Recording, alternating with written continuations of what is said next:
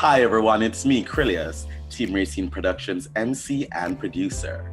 For this edition of Team Rayceen Forum, we had a conversation with the people behind the LGBTQ news, culture, and entertainment periodical in Washington, D.C., Metro Weekly. Today, I have a wonderful selection of guests with me today, and I will begin with having them introduce themselves. So let's go around the room from Randy to Andre to John, and let's have some self-introductions, starting with Randy. Well, hi, I'm Randy Schulman. I'm the editor and publisher of Metro Weekly magazine and metroweekly.com in Washington, D.C. Awesome. Oh, hi, I'm Andre Herford. I'm an entertainment writer, contributing editor at Metro Weekly, covering film, theater, and all sort of aspects of entertainment. Awesome. And John. I am John Riley, and I am a senior editor at Metro Weekly and metroweekly.com. And I my beat generally covers national issues, politics, some local, and then some sort of social trend issues. So, social justice movements and whatnot. Awesome. Well, let us begin. It's been a huge year for everyone. It has been so many changes, so many adaptations, that we've all had to go through for 2020. How has Metro Weekly had to adapt in that sense? Randy, let me begin with you. Sure. So it's kind of an interesting story for us. We've been printing a weekly magazine for 26 years, we were coming up to our 26th anniversary in May. And 2020 had been going fine. And then we had come to our Spring Arts preview, which was slotted for, I think it was March 12th. And it's a very complicated issue. There's a lot of listings in it. It's very comprehensive. And basically what happened was, just as we were starting to get it to the printer, I got a call from my contact at the 930 Club and said, do you mind pulling all of the March items? We're canceling everything for March. Wow. And yeah, that was quite a call to get. And COVID had already sort of obviously started, but no one had really thought it was that serious. But that was the first indication that I had that things were going to get pretty serious. So I called my art director. We yanked all the March entries for the 930 Club and the anthem. And I said, maybe we should yank all the March entries for everyone, because I have a feeling this might be a trend. And so we just got rid of all of March. Sure enough, the next day, when the issue came out, we started to get press releases from the Kennedy Center, all the big majors. March had been canceled, basically. So I was faced with a decision, and I thought, maybe it's a good idea if the magazine doesn't print for the rest of March and we just go digital, we go online. Yeah. Because the bars are closing, everything was closing, and we wouldn't have a place to distribute. So that means that the cover that I just showed was the last printed one of 2020, correct? That indeed was the last printed issue of Metro Weekly of 2020, and so far ongoing. What is interesting about that issue in particular is that when you look through it now, you can get a huge oversight of everything that was canceled, that would have been all the movies, all the musical performances throughout the summer, everything. When you look through it, you see everything that might have been that wasn't. And so basically you have an issue filled with things that did not happen, but were meant to happen. And that's kind of interesting. There's also an interesting story about the cover of that issue. We had commissioned an artist named David Amoroso to do the Fall Arts preview, and he turned in the bottle that he's known for. And I said, that doesn't really work for fall. So he adapted that to a candle, a pumpkin spice candle. But we decided to save this spring cleaning image, as it were, for the spring arts. Mm-hmm. And, you know, it took on a different meaning because here we came out with a antiseptic bottle, basically. It looked like we planned it, but the secret is we didn't plan it. It was complete coincidence. But the magazine, from that point forward, went digital, and it has been an amazing learning experience. It's been an interesting one. I'll say that it's no easier or hard. I mean, when you print, you're just simply sending it to the printer, they print it, and then you distribute it. Now we finish it, and then it comes back to me, and I have to put in links, and there's no printer anymore. It actually, the work has sort of doubled on it, at least from my end. But wow. I'm happy to say that we're at the point now where the magazine has about, the magazine, not just the website, but the magazine alone has about 80 to 100,000 readers a month. So the magazine has definitely been found by its readers and continues to be found by its readers and is getting read. And I'm very happy for that. Awesome. That is definitely a story of 2020. You know, and we're discussing the arts. So Andre, I want to ask you, what are some of the things that we missed out on in 2020? Some of the big things you were looking forward to when it came to the art scene, you know, locally and nationally. And what are you looking forward to next year? Hopefully, if things, you know, can resume in a normal way. Well, let's see. I mean, I guess looking at it like the last time I saw a movie in a movie theater was the last week of February. Wow. The last time I saw a live performance of theater was the first week of March. And so what we've missed out on are you know, getting together to experience any of whatever, you know, entertained you over the last, you know, 10 months or 9 months or so. You sort of did it at your house or, you know, on your phone, in your car, wherever you were. So personally, I've greatly missed out on the experience of being in a theater with other people, not just critics, but people. I mean, I think, you know, we missed out obviously on every theater closed. We've only seen a couple attempts to do live performances with an audience in the house. You know, the last several months. I will say that I was just a part of a production in Baltimore for the Chocolate Covered Rocky Horror Picture Show, and we did it with a live audience, you know, socially distanced and everything. It was like everyone was spaced out. They had to do temperature checks before they came in, but you know, I slayed the stage as per usual. But it was really awesome, you know, to be able to get back on the stage and do something within this. It was the first or second thing I've seen like happen live during this. And it went off well. It was 2 shows in one day, but aside from that, I haven't seen any other show. Yeah, I think, I mean, in DC, in terms of people, companies that were able to actually put in a whole run of a show, it looks like, I think Gala Hispanic Theater, which just did a show that, you know, just, you know, they got a window between different restrictions. They got a show in, but, you know, we missed this summer, Hamilton was going to come back to the Kennedy Center. That didn't happen. We missed, you know, all those wonderful Broadway shows that come to DC, generally through the Kennedy Center, sometimes Arena Stage, other places. We missed out on that. Obviously, concert going, which probably will be the last of any of these things to come back. And, you know, and then of course there's the big deal of movies. Something I was talking to Randy about a few days ago is that generally every weekend is sort of dictated by movie studios what we're all going to be, at least what critics are going to be covering. Like, it's an Avengers movie this week, we're all covering it. If it's, you know, Harry Potter, whatever.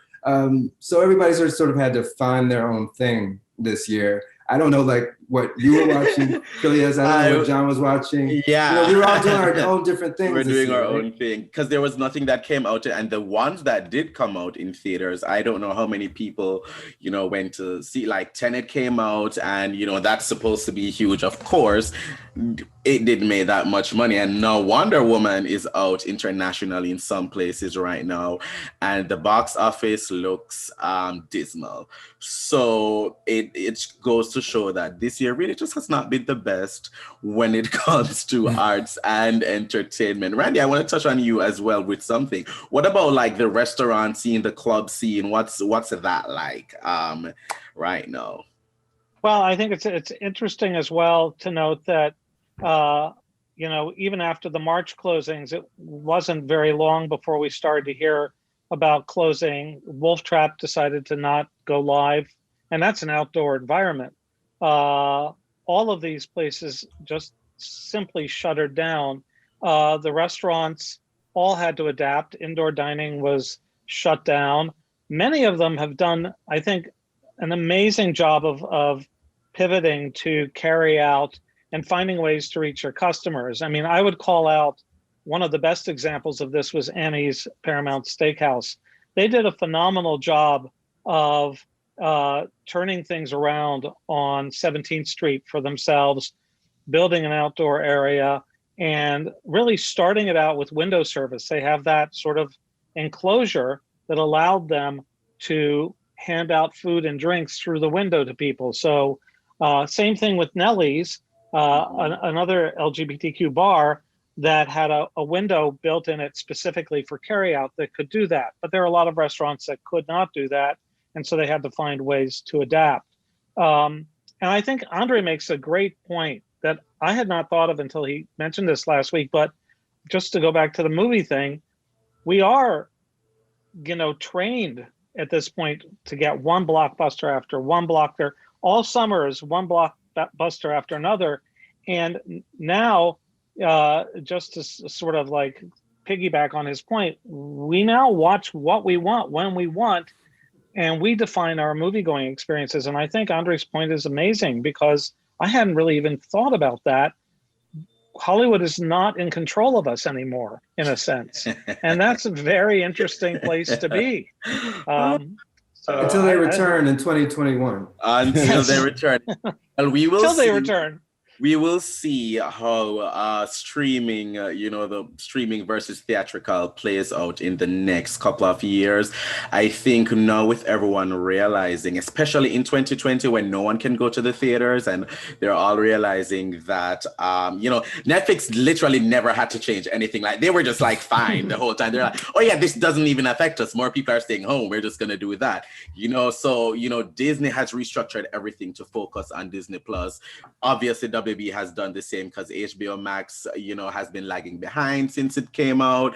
And so everyone is trying to get that streaming money, trying to recalibrate to make sure that, streaming can be, I don't know if it will ever be as, lucrative as theatrical releases. I don't see that for now, but trying to get that streaming money. But, we've spoken about entertainment, but since it's 2020, one of the biggest things at the forefront of everyone's mind was politics, of course. And that has been something. We're now in the post-election period, which has also been as eventful as the pre-election period and the election itself. John, let's talk about it. Let's discuss it. As we head into 2021 and we move past this post-election period, what's your perspective on everything that's going on? I mean, definitely the election was, even when we were doing stories that weren't directly tied to Biden versus Trump or to Congress, the election was like the elephant in the room that, because if you're writing about, for instance, a case in the courts, or you're writing about transgender hate crimes, or you're writing about, undergirding that is this idea of like, oh, there's, this is because we don't, allow trans people to do X, Y, or Z. We don't allow them to change their birth certificate. And so then they're inadvertently outed. And then because they're inadvertently outed, then they become a victim of a hate crime, right? Like, so you start seeing the trends, and you start seeing the connections and the threads in that, how that can play out. And then you go to something like the military ban. And there's actually two military bans. One we've covered both, but the other one is on HIV positive service members, and that's that's been stayed. So, but there is a similar policy in place for HIV positive service members that deems them unfit for service in a way that, and the transgender ban, what makes that different is there are three classes of people effectively. So there are people that are grandfathered, that already underwent their transition, and so they get grandfathered in. Then you have the people that have to be closeted while in there. They can't come out, they can't, or maybe they can be out as transgender to their unit, but they're not allowed to, move upon their gender just for a diagnosis. And then you have recruits, are incoming people, and those are just completely banned. If you identify as trans at all, they weed you out of the process. So again, so you're looking at how all these things connect, and literally over everything is like, well, because we have a policy at the Department of Defense that says XYZ, and that's being driven by the election. And then so you could start seeing, like, even in where you didn't think the election was related, it was what was on everybody's mind, and certainly on readers' minds. And we certainly got feedback on Facebook and in the comments. And that's why it's so important that we have LGBTQ people running for office, that they're the ones winning elections. Talk to me about those queer people who have, conquered their own elections this year and have really made a stake, in this country. Definitely. And I mean, it was when all the races were finally called, it was the most LGBTQ people that had ever been elected in an election cycle. It broke the past record, which was 2018. And so every successive cycle, we seem to break the record. Two of the, or actually, as you can see, we did covers with four of them. But we did a cover with Mondaire Jones and Richie Torres each. And they are going to be the first Black and the first Afro-Latino men elected who are openly gay, who are elected to Congress. We did Sarah McBride when she first announced, and she went on to become the first ever transgender state senator, so a member of the upper chamber in a legislature. You start picking out the first. There's a transgender lawmaker in Kansas, right? And you start seeing this, even at the local levels, right? So even if it's only a state delegate or a local mayor's race or a city council race, you're starting to see the grassroots sort of the groundswell of these candidates. But what was interesting was that even though we had all the success, we're also now seeing opponents of the LGBT community get a little wiser about their attacks. And so they would never come out necessarily and say, oh, don't vote for him because he's gay, right? But for instance, there was a lesbian who was running for a seat in Congress in Texas, and she constantly got tagged with transgender issues in the way that she supports because she supports open transgender service as a military veteran herself, right? This means that we are going to do some, calculus in our minds, and the argument became, this means she supports taking money away from Lackland Air Force Base and putting it into transgender surgeries, right? And so it's a more creative way of getting after the same old attack.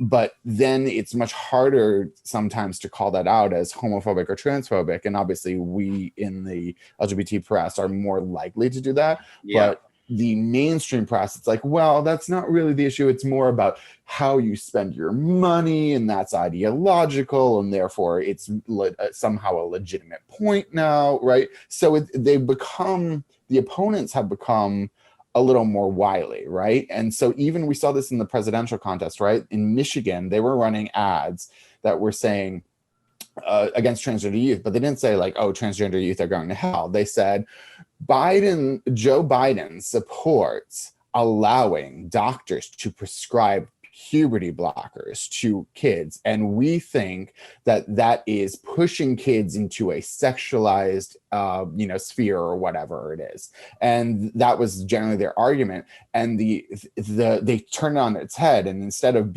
providing affirming care to transgender kids, it suddenly becomes like you're the bad person because you're forcing these kids to make a decision, right? And so the way in which the cunning way in which the opponents are getting better at doing these veiled or these dog whistle attacks is certainly shifting as more LGBT people get into the step into the fray, into the political fray.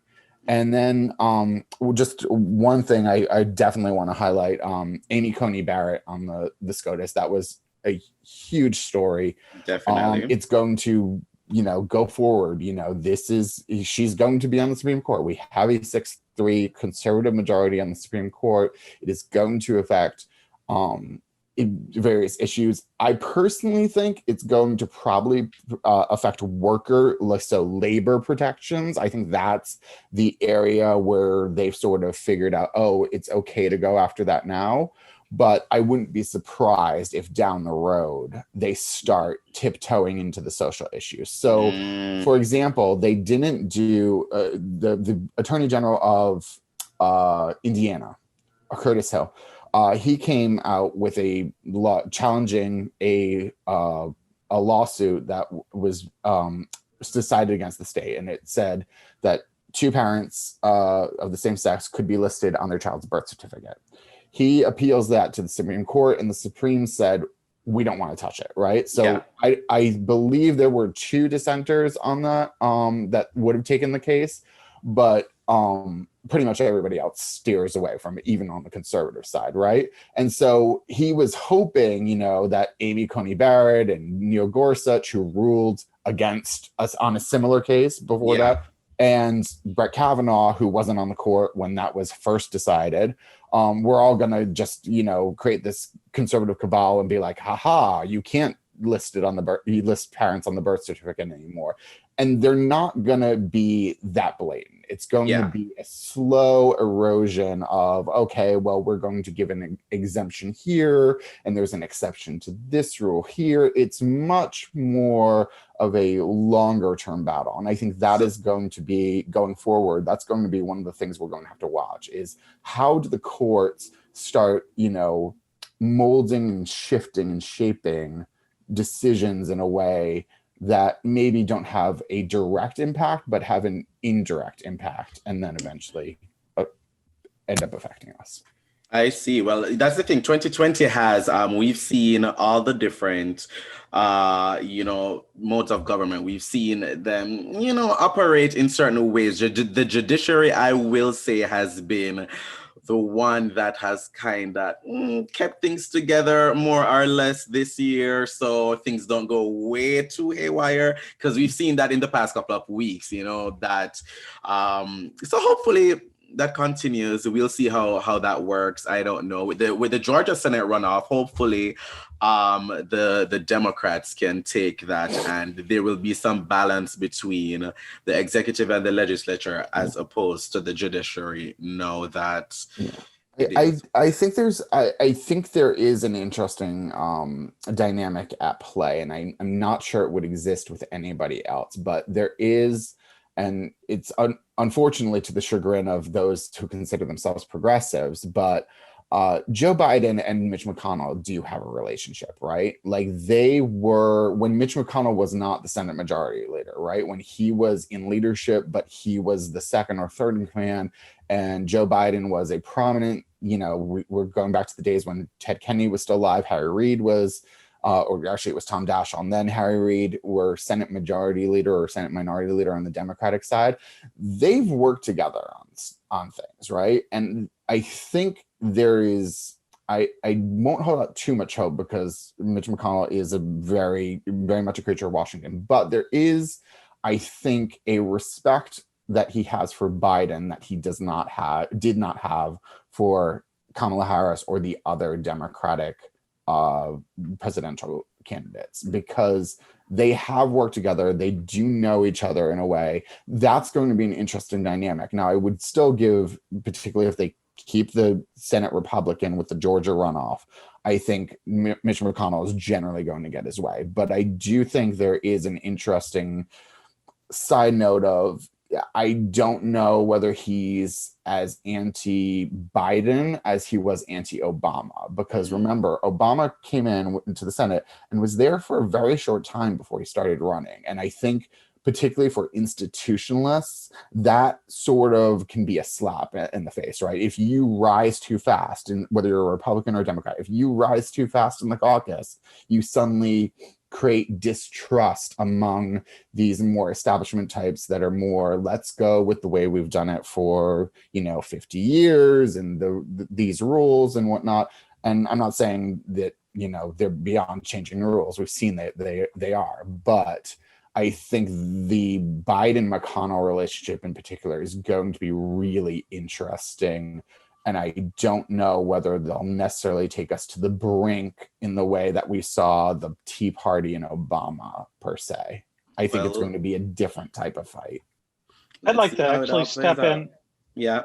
I want to make a point about us winning in the elections, the LGBT community. What was really interesting to me that stood out was, I'm from Cincinnati, Ohio, which is Ohio. It's incredibly conservative. And I was surprised and pleased to see that I can't remember her name offhand. John, what is her name? McDuffie. Yeah, she won. She's a out lesbian, and she won sheriff of Cincinnati, sheriff's office. So the people, I think that actually shows that even the most conservative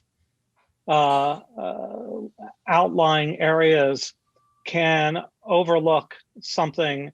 Not that they should overlook it, but they accept that part of the person, and they acknowledge this is the most competent person for the job, regardless of whether they're LGBTQ. And I think that's important. I think we're going to see more and more of that happen as we become more and more visible, as we are, and people find that they have more interactions with LGBTQ people. And I want to step back on one other point that's not political, because I think it's really important. Andre brought up that he hasn't been to a concert or to a movie theater or anything. So all these places are closed. There is an initiative, and I'm going to plug it because I think it's really important. We need to think about the stages that are closed. 930 Club is closed. Anthem is closed. Blues Alley, which was probably the oldest remaining space in Washington, is closed, and possibly for good in its space. I know that the landlords, from what I understand, said no to any kind of extension. So Blues Alley doesn't exist anymore in a place where it had been for 50 years, more than 50 years. So all of these stages is closed, and this is not just happening in Washington, D.C., this is happening nationwide. And there is an initiative right now called Save Our Stages. And I believe I hope I get this right, I think it's saveourstages.com. If it's not that, try saveourstages.org. But I'm pretty sure it's saveourstages.com. And it allows people to help support these venues so that when we come out of the pandemic, there's a place for concerts to come. There's a place for people to perform. And it's going to be a while before we see tours come back. It's going to be a while before we see Broadway musicals come back. There's a lot of heavy lifting that goes behind these types of tours. So it's going to be a while. So these places need support now so that they are there, so that they exist. Some of these people don't own their buildings. So, stop landlords from turning them into CVS's or Walmarts. We don't want to lose stages across the nation. So I think that's a really important initiative. So people go look that up. saveourstages.com, saveourstages.org, whichever one works. Amazing. One of those will work. Amazing, amazing. And I'd just like to add on the bar front, definitely, you know, a number of bars and restaurants lease that are LGBT have large LGBT clientele. They do not own, they lease, right? And so that is an issue. So if your landlord is willing to work with you, that's great. And there are some that are willing to work with them. But if your landlord is not willing to work with you, you know, that becomes an issue, because down the road that either becomes a vacant property or they try to find somebody else. And I wonder, you know, what's going to come of some of these spaces if the landlords are not willing to work with their tenants. You know, there's a very few bars that are actually owned by their owners, their managers, right? And so where they own the property. So I think that is going to be, or potentially, a story, something to look at in the new year. Well, and I would add one more thing to that as well. Right now, all the bars are trying to figure out what to do next now that the mayor has ordered, you know, no more indoor dining. They can't really have people in them. So my suggestion to people is, if you have a favorite LGBTQ bar, and if they're offering any kind of takeout, go get your drinks from them. Go buy drinks, help support them in that way to help get them through this. This is probably fodder for another discussion at some point, but in the immediate future, find the bars that you love and help them survive, because we're down to what, seven LGBTQ bars with the loss of Eagle and Ziegfeld Secrets. We're about 7 or 8 LGBTQ bars in the city. 20 years ago, we had maybe 25. So they're definitely an endangered species at this moment, and they need our support and our help in whatever way we can. Certainly that. And that is such a shame, especially for me as someone who, you know, is from a place that doesn't really care for LGBT people. So coming here and moving here for college and being able to go to, you know, gay clubs, gay bars was just like, you know, I'll never forget that. You know, Tone was my first gay club ever. I'll never forget it. And I was looking forward to the opening of Tone 2.0 this year. Well, we'll see when that happens. I want to thank you all, though, for joining me today. Before I let you all go, I want to give the opportunity for anyone to plug Metro Weekly. So how can viewers keep up with Metro Weekly and support what you do? And while you're doing that, I will share one of the most beautiful covers I've seen with legend and icon, the one, the only, Peppermint. So how can people do that? Actually, Andre did that interview with Peppermint. And, Andre, okay, before you do that then, Andre, tell me a little bit about that interview. How was that for you? Let's see. It was great. Peppermint is, I'm reading it right off the cover, New York's sweetest diva. She's very sweet, and she's very committed to her causes, which, you know, and I mean, she's really wanted to talk about programs that she's involved in that are, you know, dealing with Black Lives Matter, yes. Trans Lives Matter, Black Trans Lives Matter. Mm-hmm. She was really wanting to impress upon me the importance of including ableism in the conversation. And she was just lovely. I've had the opportunity with Metro Weekly to talk to lots of drag race queens. Peppermint was one of my favorites. I'll just say that. I also loved Shangela and Monet. So. Quite a few. That's quite a few. All right, Randy, hit it. How can people keep up with Metro Weekly and support what you do? Absolutely. So we're very easy to find, metroweekly.com. The magazine is right there on the right-hand side every week. We change it. Sometimes we put 2 covers up, but the magazine is on the right-hand side. You can also find the magazine at the bottom of any article on the website. So no matter what article you read, get to the bottom and you can click into the magazine there. And then you can read the magazine on your phone, on a tablet, on the computer. And it's very easy to navigate. And one of these days, I'll put together an instruction sheet. We also are, like anyone else, accepting support. And we started a membership program so that people could support us. And I'm happy to say that in about 3 months, we've reached 100 members. And you can check out the benefits of membership and how to support us at metroweekly.com/members. Again, that would be metroweekly.com/members. And it's all there right there, letting you know what benefits you get. We wanted, we've taken the PBS approach. We are now the PBS of LGBTQ, the media world, basically. Although, basically, though, just come and read the magazine. We put a lot of work into it. We've adapted it so that it's easier to read than the print edition. There are things we've learned along the way. There are things we're continuing to learn. We just added a new food section that is running every week with its own cover within the magazine called Savor. And that's been fun to do. I don't know if my art director would agree that it's fun to do, but it's fun to do.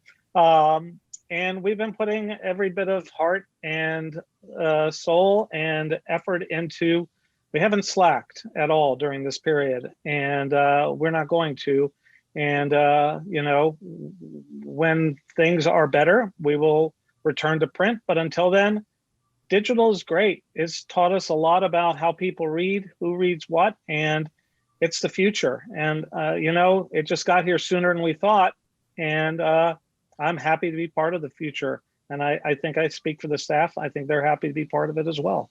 Awesome. And as PBS will say on TV, this is all made possible by viewers like you. Thank you. Absolutely. And you can get a mug when you're a member. You can get a mug just like mine. So, you could be drinking your Metro Weekly every morning. Thank you, guys. Probably outside. I shouldn't have left on that note. That's fine. Thank you all so much. Thank you guys so much for joining me today. It has certainly been a pleasure. Thanks for joining us for this edition of Team Rayceen Forum. Please, for more information about our guests, see the description below. To keep up with Team Rayceen Productions, please follow us on social media. And if you haven't already, please subscribe to our YouTube channel. It's free, only takes one click, and we would greatly appreciate it. As always, thank you for watching.